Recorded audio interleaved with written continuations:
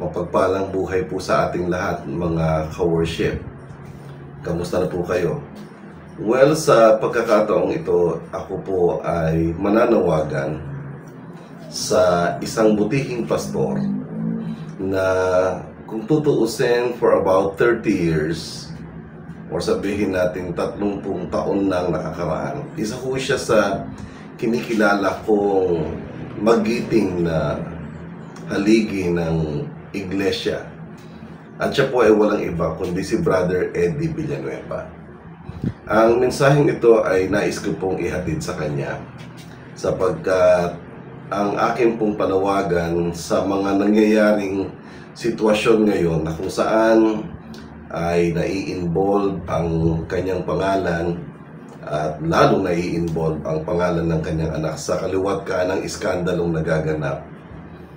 Ako po ay nananawagan, Pastor, kung inyo pong mamarapatin, hinihiling ko po na magbitaw po kayo sa inyong tungkulin pagdating po sa politika, pagdating po sa mundo ng or sa larangan po ng politika.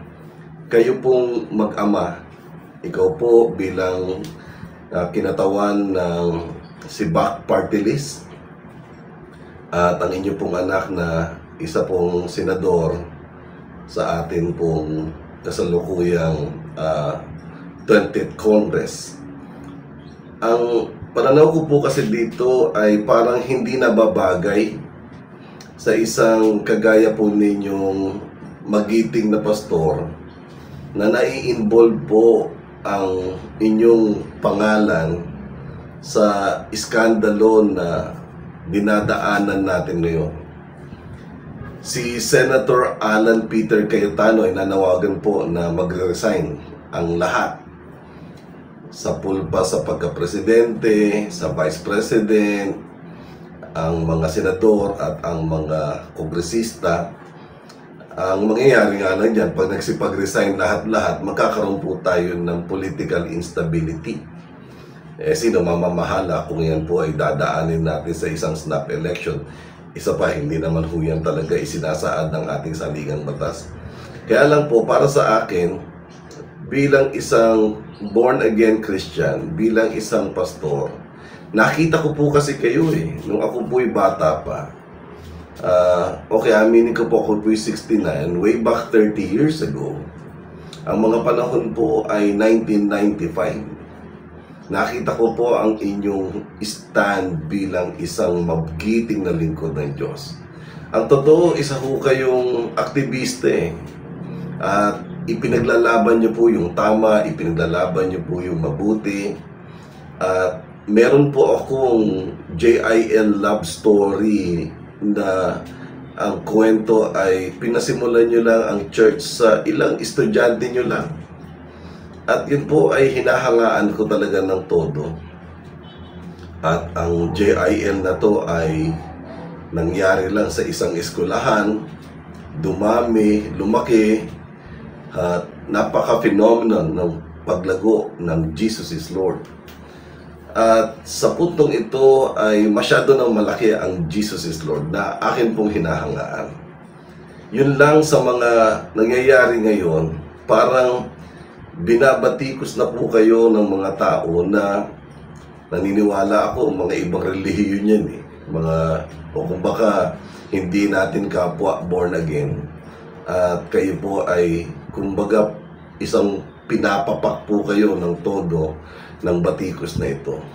Ang sa akin po ay isang panawagan, Pastor. Bitawan niyo po ang politika.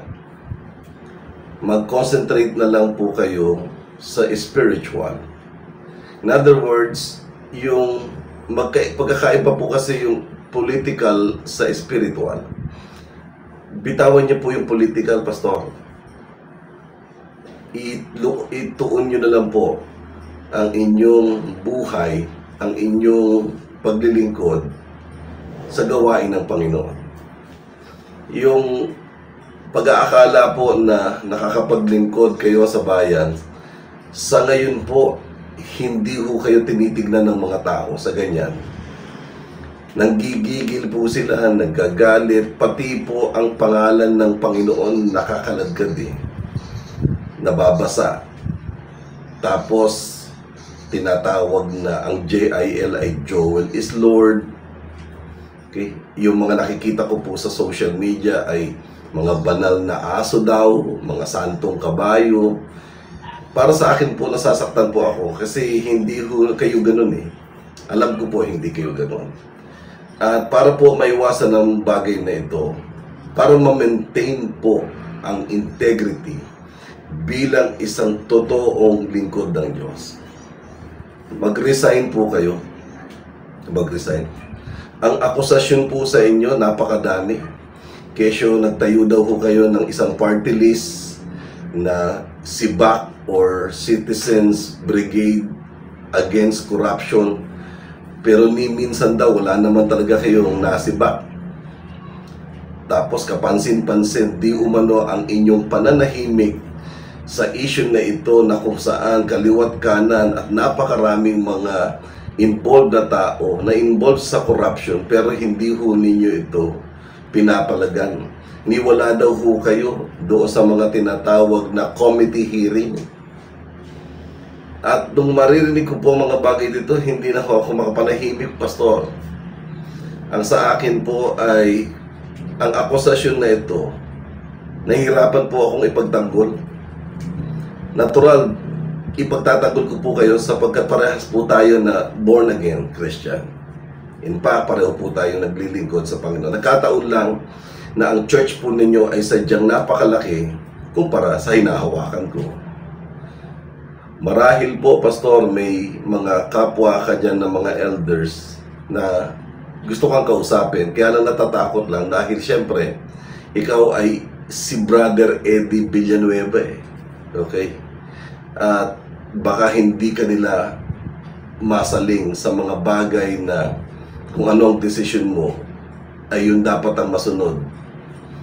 Sa akin po, hindi naman po ako JIL. Ako po ay isang independent church na nagpapakilala din ng Panginoon sa mabuting balita, sa larangan ng salita ng Diyos.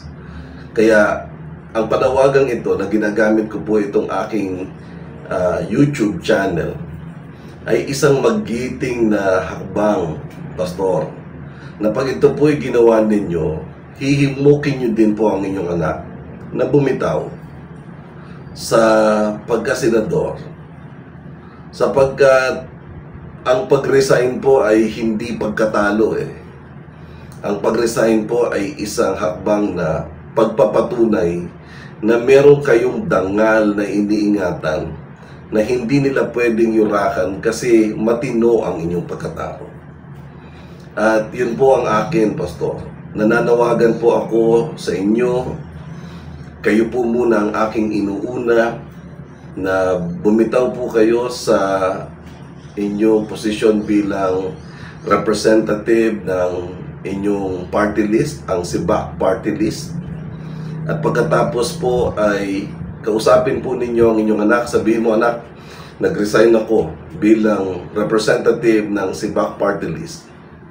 At ang akin namang sasabihin sa iyo, mag-resign ka bilang isang senador para ma-preserve ang isang pangalan na iningatan nyo sa loob ng mahigit 30 taon. At kung talagang nanaisin po kasi ng Panginoon, ng Diyos, na kayo ay ibalik dyan, tatawagin po ulit kayo ng mga tao Tatawagin po ulit kayo ng mga tao. Ang sa akin lang ang panawagang ito na hinihiling ko po sa inyo, ito po ay para maingatan lang kayo. At para maingatan din po si Brother Joel Villanueva na ang pagpapakilala po natin sa Panginoon bilang mga lingkod ay hindi mabahiran. Ang sabi nga ng Biblia, an overseer must above reproach. Walang bahid ang kanyang pagkatao. Sa pagkakataong ito po ay binabatikos na po ang inyong anak at nababahiran po ang kanyang pagkatao. na may akusasyon na di umano naghatid ng pera sa inyong rest house, na ang pangalan ng caretaker ay si Peng. Okay? Sa ibang social media na nagpayaman na kayo at hindi kayo nakontento sa rest house, may ospital pa kayo, may university pa kayo, na ang ginagamit nyong pondo ay yung allocated budget sa inyong party list na inilalagay nyo daw di umano sa foundation ng JIL Foundation. Yung mga bagay po hindi pa naman napapatunayan At sa isang banda po, mas mainam na para tumahimik at kung maingatan din po ang lahat ng mga institusyon na nai-involve, kagaya po ng JIL Foundation at saka po ng inyong ospital, mas mainam po talaga bumitaw kayo sa pagiging representative ng SIBAC Party List. Dahil habang tumatagal po, lumalala po yung sitwasyon. Although meron kayong kakayahan na ipagtanggol ang inyong sarili at pagdating sa korte, malaki ang tsansa po na kayo po ay mabigyan ng magandang hatol. Kaso ang tao po hinatulan na kayo at binahidan na po ng mga pangyayari ang inyong pangalan. Sana po naunawaan niyo po ang aking gustong palabasin. Ang sa akin po ay malasakit lang bilang isang kapwa lingkod. Kasi po hindi tayo tinawag dyan. Kung talagang tinawag tayo dyan, di sana ang ating Panginoong Jesus ay pumasok din sa larangan ng politika nung sa ganun ay makipagpangasan siya sa isang posisyon na siya ang mamumuno ng bayan ng Israel. Hindi naman Bagamat may nagtutulak na siya ay gawing leader, pero ayaw niya Ang totoong lingkod po, pastor, ay umiiwas sa galawan ng maruming mundo ng politika. Kaya ang akin po dito, sana po maintindihan niyo po yung panawagan na sinasabi ko. At sana maintindihan niyo po na ang isang overseer is above reproach. Na maiingatan po ang inyong pangalan, mananatiling walang bahid kapag kayo po ay magre-resign sa pagiging representative ng SIBAC Party List. At pagkatapos nyo pong mag-resign, ay kakausapin nyo po ang inyong anak. Sabi mo, anak, ang pagsusumikap mong yan ay hindi na nagugustuhan ng mga tao. Kaya, para sa akin, bilang ama mo, step down. Mag-resign ka. Dahil kung talagang may panawagan naman, tatawagin ka ulit ng taong bayan para ibalik ang inyong pangalan sa larangan ng politika. Yun nga lang, para sa akin, huwag na. Kasi ang sabi naman ng Bible, do not equally yoke with unbeliever. Ang mundo pong ito ay nakatambak po dyan ng mga taong walang pananampalataya. Yan po ay kalipunan ng mga taong mga sakim sa tatlong bagay. Yung glory, yung fame, at yung money. Hindi naman po tayo ganun. Tayo po ay tinawag ng Panginoon upang magbigay ng mabuting balita ng kaligtasan sa mga tao. Na ang Biblia, dahil siya ay malinis, dapat ang nagpapahayag malinis din.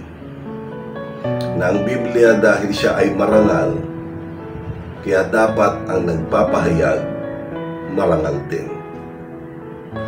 Na ang Biblia ay matapang sa katotohanan, kaya ang nagpapahayag matapang din sa katotohanan.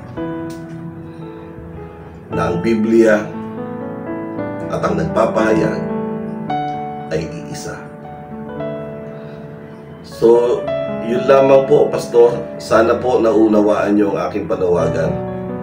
Ito po ay isang pag-ibig na galing sa kapatid na nananampalataya tayong dalawa sa Panginoon.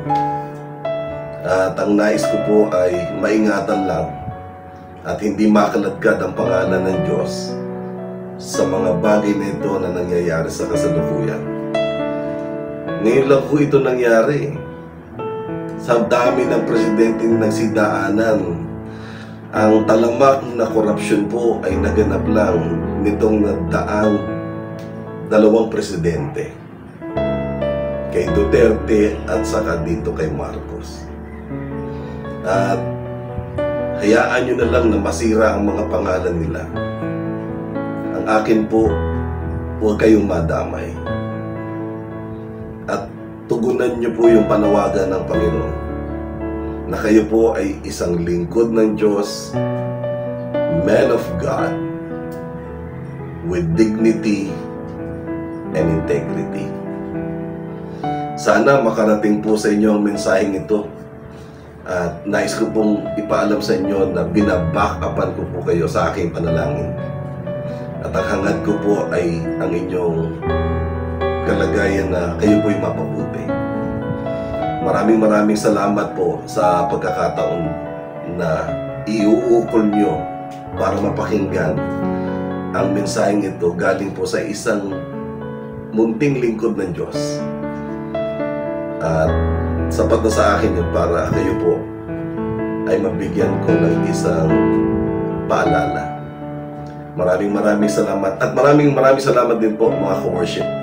Ang nais ko kung meron kayong connection para ma-share ang video ito at maibigay natin ang panawagan na ito kay Brother Eddie Villanueva na ang concern natin sa kanya at maging sa kanyang anak na si Brother Joel Villanueva, na sa ganun maiwas siya sa mga sangkot na ito na nai-involve, nakakaladkad at nababasa ng todo ang kanilang mga pangalan.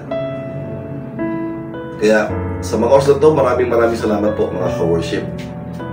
At muli sa mga susunod na video po na aking ibibigay sa inyo. Ako po si Brother Dongga lang sa pangalan po ng Jesus Heart of Worship Church. Pasamantalang papaalam. Bye-bye. Please like, subscribe, and hit the notification bell para updated po kayo sa mga latest videos na ilalabas ko linggo-linggo. Maraming salamat po.